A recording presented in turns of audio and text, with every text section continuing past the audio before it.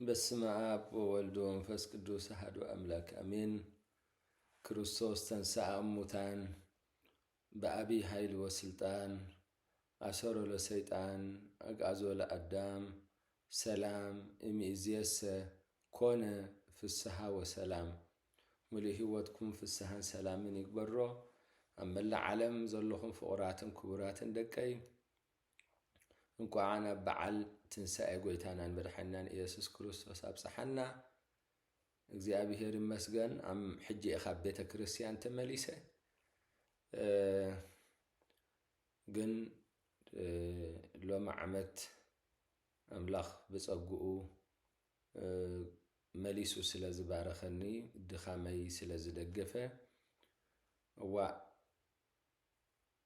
ካብ እንጀራ ዝበልዕሲ ንቅድም ነዞም ዘኽቡርንን ዝናፍቁንን ልዕለይ ድማ ንቓል ኣምላኽ ዝናፍቁን ፍቑራት ደቀይሲ ርሑሰ ውደ ዓመት ክብሎም ኢለ ነዛ ቪድዮ ዝምዝግባ ዘለኹ። ርሑስ በዓል ሓድሽ ዓመት ይቕረታ ርሑስ በዓል ትንሣኤ 2026 ጓዓብፀሓና።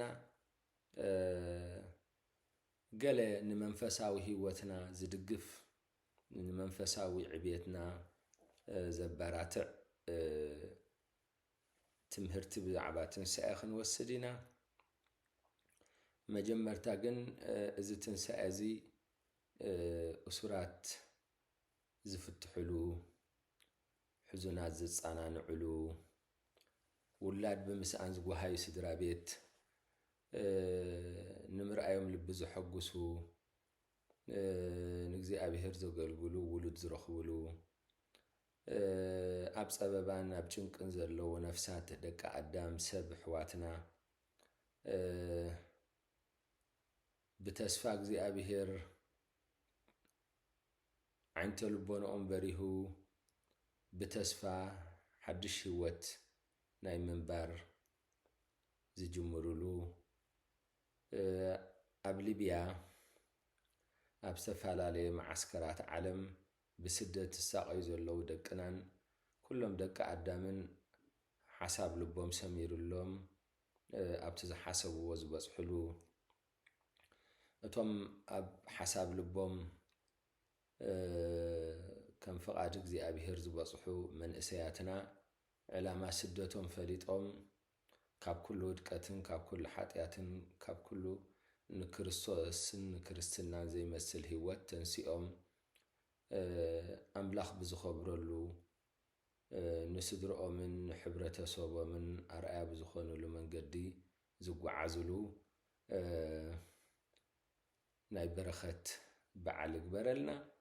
ብርግፅ እዩ ግን ኣብ ህይወትና ትርጉሙ ንኽህልዎ ኢና ይግበረልና ንብል ዘለና እምበር እሱ እዩ ማለት እዩ። ስለዚ ፍቑራተይ ሎሚ ገለ ካብተን ክንወስደን ደሊና ዘለና ርእስታት ትንሣኤ ስለምንታይ ኣብ ሻምናይ ሰሙን ጾም 40 ይውዕል? እግዚአብሔር ይመስገን። ካብ ዘወረደ ምስ ጀመርና ክሳብ ሆሳእና ዘሎ 7 ሰናብት ኣለዋ። እግዚአብሔር ይመስገን። መዓልትታት ናይ ሰሙን ከዓ 7 እየን። ስለዚ ቅዱሳን ኣቦታትና ኣሰሮም ይጥለል ኣብ ሻምናይ ሰሙን ዝሰርዕዎ ካብተን መዓልትታት ናይ ሰሙን ወፃኢ ክኸውን እዩ። ሕጂ ስለዚ እንታይ ማለት እዩ? ትንሣኤሲ ካብ ዘመን ወፃኢ ካብ ቁፅሪ ወፃኢ እዩ። ትንሣኤ ማለትሲ ኣብ ዘለዓለማዊ ህይወት ምንባር እዩ። ኣብቲ ቁፅሪ ዘየብሉ ናይ ዘመናት ቁፅሪ ዘየብሉ ዘለዓለማዊ ህይወት ምስ ኣምላኽ ምንባር እዩ። እግዚአብሔር ይመስገን። እቶም ኩልኹም ብፈተነ ተሓልፉ ዘለኹም ደቅና ኣብ ሓዳርኩም ይኹን ኣብ ናብራኹም ብኢኮኖሚኹም ትፍተኑ፣ ብኩሉ ነገር ኣብ ስራሕኩም ብእምነትኩም እቲ ተስፋ ናብዘን መዓልትታት ናይ ምድሪ ይኮነን። እቲ ተስፋ ናብቲ ዘለዓለማዊ ህይወት እዩ እዞም ደቀይ። ስለዚ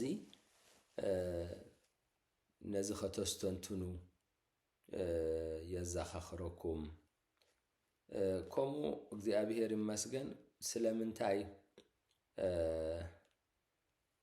ትንሣኤ ማለት እንታይ ማለት እዩ? ትንሣኤ ማለት ካብ ተንሥአ ዝብል ግሲ ወፂኡ ስለዚ ተንሥኡ ማለት እዩ። ምትንሣእ ከዓ ከም ዝኩላህና ንፈልጦ ዝወደቐ ሰብ ይትንስእ፣ ሓሚሙ ዓራት ዝሓዘ ሰብ ኣይ ተኻኢሉ እንድዩ ተሰኒፉ እንድዩ ዓራት ሒዙ እዩ ደቂሱ እዩ ንብል። ድሓር ግን ኣምላኽ ካብ ሕማሙ ኣተንሲእዎ ንብል። ሕጂ ምትንሳእ ብዙሕ ዓይነት እዩ።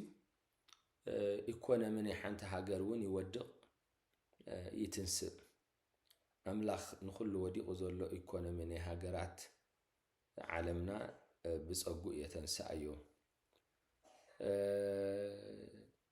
መቸስ እግዚአብሔር ይመስገን እቲ ትንሣኤ ክንብል ከለና ስለዚ ጎይታ ከዓ ካብ ሞት ዝተንስአሉ እዩ። ሰባት ካብ ድቃስ ብፀጋ ኣምላኽ ይትስኡ እዮም፣ ካብ ሞት ዝትስእ ሰብ ግን የለን ማለት እዩ። ብጸሎት ናይ ቅዱሳን ብሓይሊ ኣምላኽ ዝተስኡ ብዙሓት ነይሮም እዮም ኣብ ኦሪት ኮነ ብሓድሽ ኪዳን። እንተኾነ ግን ናይ ጎይታ ትንሣኤ ፍሉይ ዝገብሮ ብገዛእ ሓይሉን ብገዛእ ስልጣኑን መግነዝ ፍትሑለይ መቃብር ክፈቱለይ ከይበለ ባዕሉ ስለ ዝተንስአ ማለት እዩ። እግዚአብሔር ይመስገን፣ ክብሪ ንዝኽርስሙ ይኹን። ስለዚ እዚ እቲ ትንሣኤና ማለት እዩ። ካልእ ትንሣኤ ማለት እንታይ ማለት እዩ ክንብል ከለና ትንሣኤ ተግባራዊ ስዕረት ናይ ክርስቶስ ኣብ ልዕሊ ሞት ድሕሪ 3 መዓልቲ እዩ። ተግባራዊ ስዕረት ኣብ ልዕሊ ሞት ድሕሪ 3 መዓልቲ እዩ። ንሞት ዝሰዓረ ሰብ የለን እንትርፎ ክርስቶስ ማለት እዩ። ስለዚ ቤተ ክርስቲያን ነዚ በዓል እዚ ን50 መዓልቲ ከተብዕሎ እያ ማለት እዩ። 50 መዓልቲ ከተብዕሎ እያ። ትንሣኤ ናይ መለኮቱ ምስክርነት ናይ ቃሉ ሓቅነት እዩ። ምክንያቱ መለኮቱ ካብ ሰብነቱ እንተዘይፍለ ኣይምተስእን፣ መለኮታዊ ኣምላኽ እንተዘይከውን ኣይምተንስአን። ወተንስአ ከመ ንቃህ እምንዋም ተባሂሉ ትንቢት ኣይምተነበየሉን ብተግባር ከዓ ኣይምተስአን ማለት እዩ። ስለዚ ናይ መለኮቱ ምስክርነትን ናይ ቃሉ ሓቅነትን እዩ። ምክንያቱ ቀዲሙ ክትስእ ኢሉ ነይሩ። ስለዚ ተቃሉ ሓቂ ስለ ዝኾነ ተሲኡ። ክርስትና መሰረቱ እንታይ እንተኢልና ትንሣኤ እዩ። ምክንያቱ ትንሣኤ መሰረት ክርስትና እዩ። ምክንያቱ እዚ ትንሣኤ እዚ እንተዘይህሉ መይቱ እንተዝተርፍ ከምቶም ዝቀደሙ ነቢያት ከምቶም ካልኦት መይቱ እንተዝተርፍ እዚ ኩሉ ኣብ ውሽጢ ሃገርና ይኹን ኣብ ጌሽና ዝመፃናዮ ናይ 1000 ኪሎ ሜትራትን ማይላትን ክርስትናን ቤተ ክርስቲያንን ክርስቲያን ህዝብን ኣይመፀንሑናን። ካልእ ትንሣኤ ንመን እዩ? ትንሣኤ ንመን እዩ? እጂ ክርስቶስ ተንሲኡ ክንብል ከለናስ ከመይ ኢና ንርድኦ? ንዕኡ ዲ ተሲኡስ ንዓና? እሱ ኸ ይመውት ድዩ? ስለዚ ነቲ መዋቲ ስጋና ምስ ለበሰ እዩ መይቱ ተባሂሉሉ።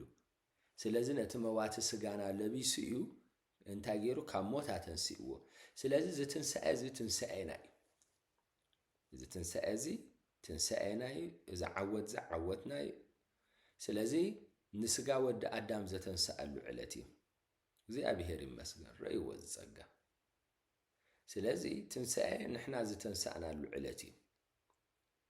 ስለዚ እቲ መዋቲ ስጋና መይቱ በስቢሱ ዝተርፍ ነበረ ክርስቶስ ንዕኡ ለቢሱ ምስ ተንስኦ ግን ንሕና ካብኡ ድሕሪት ክንትስእ ኽኢልና ማለት እዩ። ኩላህና ከዓ ንተስፋ ትንሣኤ ብሃረርታ ንጽበይ ኣለና። ስለዚ ብጸሎተ ሃይማኖት እንታይ ንብል? ወንሴፎ ትንሣኤ ሙታን ወህይወተ ዘይመጽእ ለዓለመ ዓለም። ስለዚ እቲ ንትስፈዎ እቲ ንጽበዮ እቲ ሃረር ንብሎ እንታይ? ትንሣኤ ሙታን ወህይወተ ዘይመጽእ ድሕሪኡ ዝመጽእ ህይወትካ ድሕሪ እቲ ትንሣኤ ሙታን ዝመጽእ ህይወትካ ንዕኡኻ ሃረር ንብሎ وهيوته زي متصل عالم بقى حجي እግዚአብሔር ይመስገን ስለዚህ ትንሣኤዩ ትንሣኤኽዩ ትንሣኤኻዩ ትንሣኤኹም ኢሎም ደቀ ካልእ ራብዓይ ነጥቢ ኣነ ተንሲኤ ዶ ኣለኹ ወይስ ወዲቐ ብኸመይ ክፈልጦ ይኽእል እጂ ኩሉ ግዜ ታ ኣባ ኪሮስ ዘስተማቕራን ኩሉ ግዜ ዘይገድፋር እስትንታያ ኣምላኽ ኣቦና ቤተ ክርስቲያን ኣዴና ሕጂ ሓደ ቆልዓ ኩሉ ግዜ ምስ ወለዱ እንድሕር ኣልዩ ወለድዎ ዝገበልዎ እንድሕር ዝገብር ሃልዩ እቲ ቆልዓ ኩሉ ግዜ እንታይ እዩ ኣብ ትንሣኤ ምኽንያቱ ዝመጾ ሽግር ባዕሎም ክከላኸሉ እዮም ዘድልዮ ንመጻኢ ሓሲቦም ቅድሚ ንሱ ምሕሳቡ ናብ ዝብላዕ ዲ ዝስተ ዲ ዝኽደን ዲ ትምህርቲ ዲ ብሰዓቱ ከእትዎ እዮም ኩሉ ገና እሱ ከይፈለጦ እሶም ኣቐዲሞም ክሰርዑሉ እዮም ስለዚ ንሕና ከዓ ከም ክርስቲያን ሰማያዊ ቦና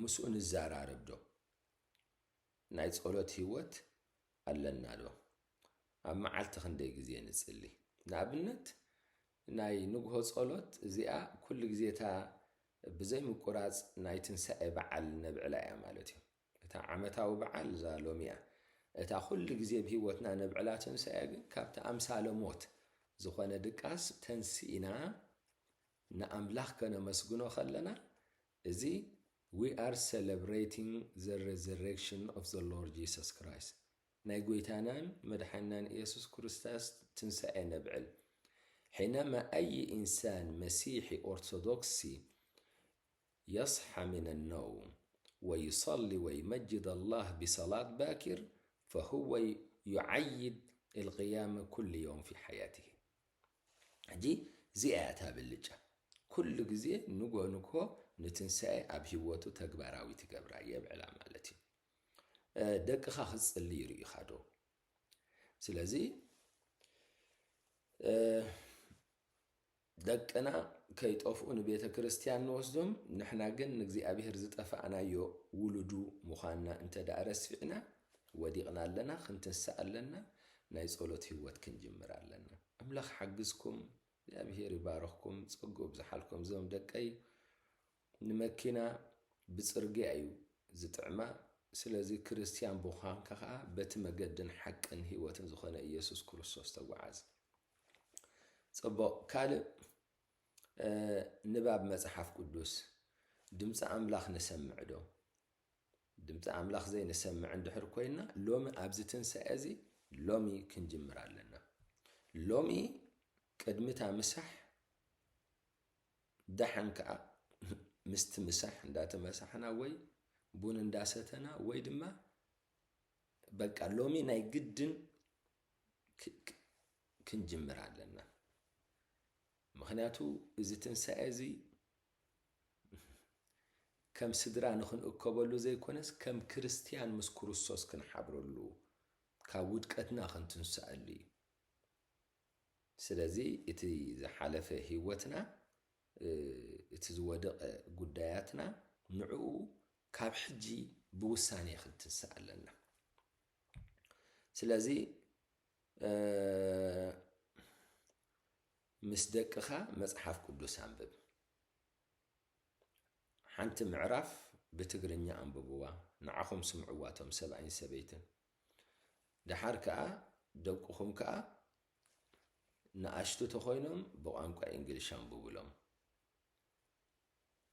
قانقا زي ملخنا سبات تخوينا اوديو لو نتو اوديو خفتلهم كفلكم سمعوا ملاخباركم سمعوا نبؤ زسمع حماق يكون النبؤ زسمع نفعيو نحنا خادق في سمايات تنبر ربنا إنا أملاك دمصو خنسمع يدلينا له قول عدمص ولادي زي سمع له جزات قميت كايو تشج زبل كقص لا يكلني ولا دو سابزها له كن ابتباك يارديخون بتخانشلو بتخالي يصاوت تشيك جبر اجي مصيري دابل تشيك جبر سو الله وسدرو يقصل ስለዚህ ድምፂ ወለዱ ዘይሰምዓሉ ገዛ ግን እንታይ ተቐረብካሉ ይቅመጦኒ ስለዚ ድምፂ ኣምላኽና ክንሰምዕ ይግባእ እዩ ከምዚ ኸማይ ኣብ መንፈሳዊ ህይወትኩም ድኹማት እንድሕር ኣሊኹም ድኹም ምዃን ሕማቕ ኣይኮነን ድኹም ምዃንሲ በቃ ናብ ኣምላኽ ትምዕቆሙ እግዚኣብሔር ከዓ ሓይሊ ይህበካ ስለዚ ኣነ ኩሉ ክእል ኣነ ኩሉ ፈልጥ እንተልካ ኣብኡ ውድቀት ኩሉ ክእል ድኹም ምዃንካ እንተለኻ ግን ናይ ምትንሳእ ተስፋ እዩ ዘሎ ሕጂ እቲ ትንሳኤ ከምኡ ንጠቐመሉ እዞም ደቀይ እግዚኣብሔር ይባርኽኩም ከምኡ እውን ዘይምንሳሕ ሞት እዩ ዘይምንሳሕ ሞት እዩ ምንሳሕ ከዓ ትንሳኤ እዩ ዘይምንሳሕ ውድቀት እዩ ምንሳሕ ከዓ ትንሳኤ እዩ ስለዚ ንዓመታት ዘይምሕፃብ ንዓመታት ነብስኻ ዘይተሓፅበ ሰብነትካ ዝሕፀብ ክዳውንትኻ ዝሕፀብ ደቅኻ እውን ኣብዚ ምዕራብ ዘለኹም መንእሰያት ንፉዓት ኮይንኩም ንኣንስትኹም እውን ስለ ትሕግዙ ስለዚ ንደቅኻ እውን ተሓፅቦም መኪናኻ እውን ተሓፅባ ሕጂ ነፍስኻ ዘይተሓፀበት ሰብ እንተሊኻ ሕጂ እውን ተንስእ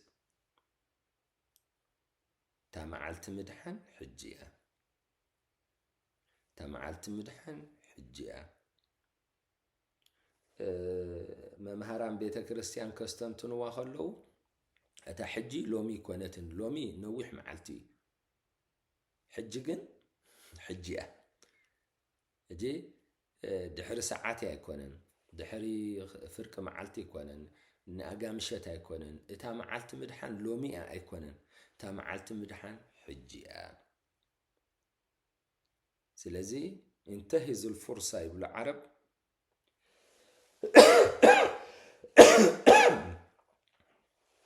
ስለዚ ይቕረድ ነትዕድል ተጠቐመሉ እታ መዓልቲ ምድሓን ሕጂ እያ ስለዚ ሕጂ እውን ተሓፀብ ሕጂ እውን ናብ ኣብ ንስሓኻ ኺድ ሕጂ እውን ተንስእ ስለዚ ውሽጥኻ እንዳኾርኩሓካ ጥዑም እንዳበላዕኻ ጥዑም እንዳሰትኻ ኣብ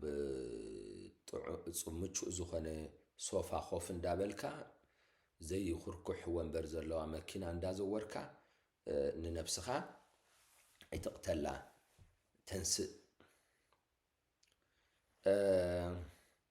ጎይታናን ኣምላኽናን መድሓኒናን ኢየሱስ ክርስቶስ ክብሪ ንዝኽሪ ስሙ ኣብ ወንጌል ዮሃንስ ምዕራፍ 14 ቁጥሪ 12 ኣነ ናብ ኣቦይ ይኸይድ ኣለኹ እሞ እቲ ብኣይ ዝኣምን ነዚ ኣነ ዝገብሮ ዘለኹ ግብርታት ከም ዝገብር ካብኡ ዝዓቢ እውን ከም ዝገብር ብሓቂ እብለኩም ኣለኹ ይብል እቲ ብኣይ ዝኣምን ነዚ ኣነ ዝገብሮ ግብርታት ከም ዝገብር ካብኡ ዝዓቢ እውን ከም ዝገብር ካብቲ ኣምላኽ ዝገበሮ ላዕሊስ ይገብር እንታይ ይገብር ማለት እዩ ሕጂ ጎይታ ካብ መቃብር ዘተንስኦም ከም እኒ ኣልኣዛር ኣቦና ብዙሓት እዚኣቶም ተመሊሶም ናብ ሞት ተመሊሶም እዮም ማለት እዩ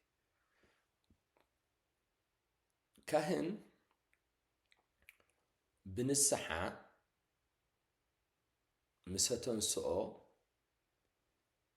ንሓደ ተነሳሒ ድሕሪኡ ናብ ናይ ዘለዓለም ህይወት እዩ ዝቕፅል ማለት እዩ ምክንያቱ ስጋይ እንተበላዕኹም ደመይ እውን እንተሰተኹም ወላ እኳ ተመትኩም በታ ዳሕረይቲ መዓልቲ ከተሰኣኩም እየ ስለ ዝብል ሕጂ እዚ እቲ ፅባቐ ስለዚ እቲ ሓይሊ ትንሳኤ ኣስተማቕርዎ ኣስተብህልዎ ኣስተማቕርዎ ንበርዎ እዞም ደቀይ ስለዚ እግዚኣብሔር ይመስገን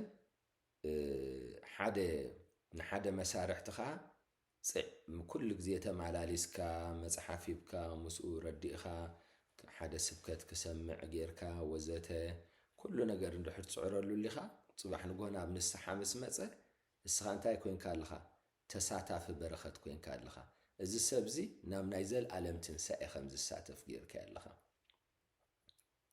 ምኽንያት ምራስ ምውራስ ዘለዓለማዊ ህይወት ኮይንካ ያለኻ ማለት እዩ።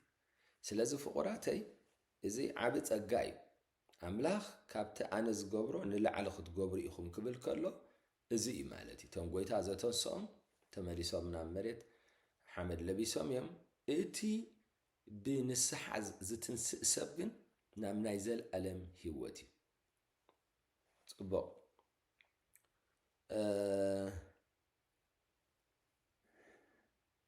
እታ ሓምሸይቲ ነጥቢ ደቅኻ ሒዝካ ምቕባል።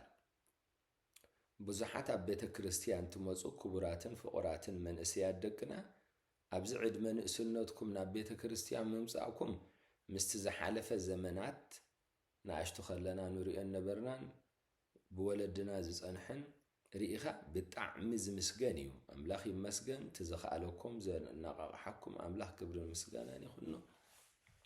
ንዓኹም እውን ነመስግነኩም። እንተኾነ ግን ደው ኢልካ ወደባት ውሉድ ወደ ኣምላኽ ክንስኻ ከም ሓደ ጓና ከም ሓደ ተዓዛቢ ጥራይ ርኢኻ ከይበላዕኻ ምውፃእኹም ግን እዚኣ ጽባሕ ንግሆ እቶም ቆልዑ እውን ራዛ ናይ ኣቦኡ ሓዛ ኮይኑ ምስ ጎበዙ እታ ቴን ትብል ቲን ኤጀርስ 13 14 15 16 10 እሳ ምስ መፀት ሽዑ ምቅዋም ከይመጽእ እምቢ ከይመጽእ ባባዶ ኸይርእየ እሲ ስኺኡ ክተብፅሕና ስለምንታይ ምዕርምራም ወዘተ ወዘተ ከይመፀና ምእንቲ ውሕጅ ከይመፀ መገዲ ውሒድ ፅረግ ስለ ዝኾነ ሓደ ንነብስኹም ኣምላኽን ንሕናን ኣዝና ኢና ነፍቅረኩም ኣዝና ኢና ነፍቅረኩም። ምክንያቱ እስኹም ደቂ ኣምላኽ ኢኹም። ስለዚ ደቂ ርስቲ ኢኹም፣ ውሉድ ናይታ ቤተ ክርስቲያን ኢኹም። ስለዚ ኣዴኹም ዝቐረበቶ ኣምላኽ መርዓዊኣ ኣቦኹም ከዓ ኣብ ዕለት ዓርቢ ስቕለት ዝፈጸመ ምድሓን ብሓሙስ ጽቡኻ ቀዲሙ ጽባሕ ስቀል ስጋይ ጽባሕ ዝፈስስ ደመይ እንኩም ብልዑ ስተይ ዝበለ ነዚ ክንበልዖ ክንሰትዮ ይግባእ እዞም ደቀይ። ስለዚ ደቅኻ ሒዝካ ምቕባል እዚ እውን ትንሳኤ እዩ። ምክንያቱ ኣብ ኣንድ ድሕር ወዲቕና ኣለና ሕጂ ተንስእ ዝወደይ ግርማኻ ንእስነትካ ሰበይትኻ ደቅኻ ተተሓይስኩም ንቤተ ኣምላኽ ውፈሩ፣ ንቤተ ኣምላኽ ኪዱ ኣቐዲስኩም ተቐዲስኩም ብስጉኡን ዶሙን ኣምላኽ ኣብ ህይወትኩም አንጊስኩም ቤትኩም ተመለሱ፣ ይዕርፉ፣ ናብ ቤተሰብ ውፁ፣ ተሓጎሱ፣ ሕጉሱ፣ እንደ ሓዘን ከይድኩም ኣጸናንዑ። እትባኹም ዘሎ መንፈስ ክግለጽ እዩ፣ ክዓይ እዩ። ስለዚ ኣብቲ ዘለኩም ጽባቐ ንኽትውስኹ ማለት እየ። ሻትሸይቲ ትንሳኤ ህይወትን ተስፋን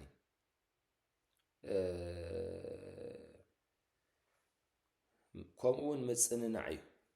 ኣብ ቀዳማይ ቆሮንቶስ ምዕራፍ 15 ቁፅሪ 26 እቲ ኣብ መወዳእታ ዝሰዓር ጸላኢ እውን ሞት ይብለና። እቲ ኣብ መወዳእታ ዝሰዓር ጸላኢ እውን ሞት እዩ። ስለዚ እዚ ኸይገበርኩ ዶ ሞት ከርክበኒ እዩ፣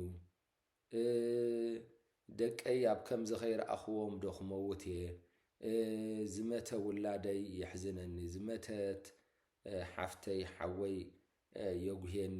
ሕጂ እቲ ተስፋ ኸዳእሙ እቲ ተስፋ ትንሳኤ ኸ ንሕና እኮ ደቂ ትንሳኤ ኢና፣ ደቂ እቲ ጎይታ ትንሳኤ ኢና። ስለዚ ሐዋርያ ቅዱስ ጳውሎስ እንታይ ይብል? ከምቶም ቅቡጻት ተስፋ ብዛዕባ ሞት ብዘይፍላጥ ከይትኾኑን ከምቶም ቅቡጻት ተስፋ ከይተሓዙን እዚ ጽሕፈልኩም ኣለኹ። ከምቲ ክርስቶስ መይቱ ዝተንስኦ እቶም ኣብ ክርስቶስ ዝሞቱ ድማ ናይ ዘለዓለም ትንሳኤ ኣለዎ። ስለዚ ኣብ ክርስቶስ ዝሞቱ ከምዞም ኣብ ሊብያ ሰማዕትነት ዝኸፈሉ ናይ ዘመንና ቅዱሳንን ሰማዕታትን ደቂ ኤርትራ ከምኡ ካልእ እውን ደቂ ኢትዮጵያን ደቂ ግብፅን ዝነበርዎም። ስለዚ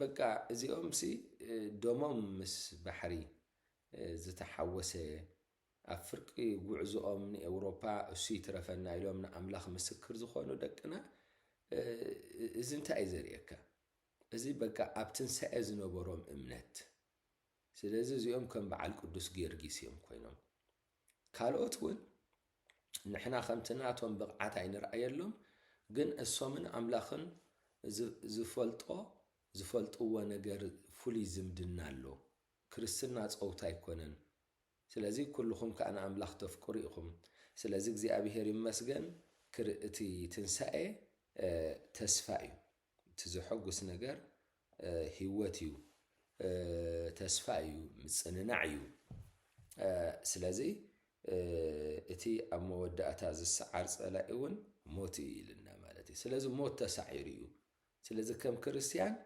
كل جزء أبتنسأ كاب قصري زمن وصعي بزخونه زل عالماوي هيوتنا ننبر أبيك نكبر كميك نكبر زبها زي كونس كريستيان أبصقات إمكات شعو مستقبره مسكروسو كاب عالم مسمته نكروسوس هي ومسكونه مالتي سلازي اتي نايتنسأ سنة حساب كابتان نطمق الله معلتي أمسانات تنبر مالتي زاسواي كريستيان كل جزء كتبع تريو كل جزء حجوس تريو كل جزء تسفع تسانيق تريو نمنتاي مخنياتو كينو تخوناتات زريو أملاخن زي قد فوبون حياواي قواسان اللو قويتا تنسأي سلازي أملاخن بعرب سغلة أبكي عنتا زخون كم تم كالو التسفع مغرزنا دحر خل عرب سغلة قن انتهي الله سنبت تنسأل لا مالتي زي أبي هيري مسجن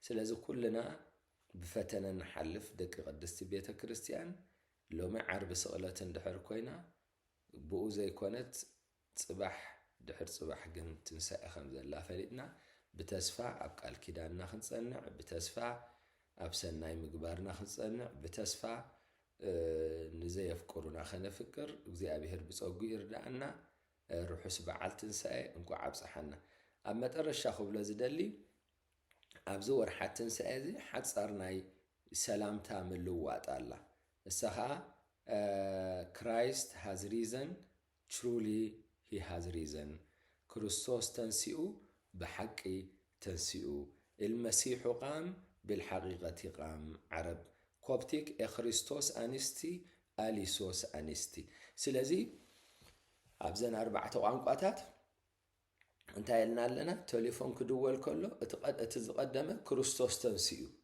اتخالعك بحقي تنسيو هجي نحمسها معلتي ولا مستوم مسارح تخوم أبتزلهم مهاجر بتزلهم مقانقا Christ has risen ندحريلو تحدث truly he has risen قبل كله توم مسارح تخاتهم بزعبة أملاخ زي فلتو توم atheist توم هلاونة زي أبهر زي أمنو خاب أمنت توليدهم أمنت زقدفو زي أتهم تايخونا اللو بإذنهم بزعبة تنسى أقويتا بسرات تبسرات لخمالتي سلازي قليل نقر يكونن نشتي تمثل جن عبيم الاختزار لواع سلازي أبسلام تاخم زمدقي كريستوس تنسيو بحق تنسيلكم نحمسا مع التغتستما قربو أملاخ يحجزكم يحجزنا أملاخ تنسى أب كله مدباتكم بصقا يدقفكم كبر مسغانا لهم كل ساعه زل عالم نعو يخون ازي خاب زفتوكم